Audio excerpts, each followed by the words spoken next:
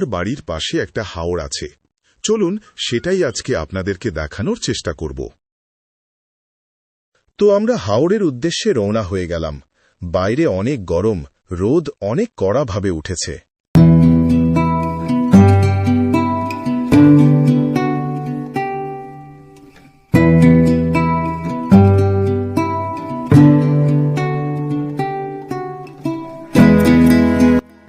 দেখতে পাচ্ছেন গাইস, বর্তমানে আসছি আমি হাওরের কাছাকাছি। আশপাশটা একটু দেখে।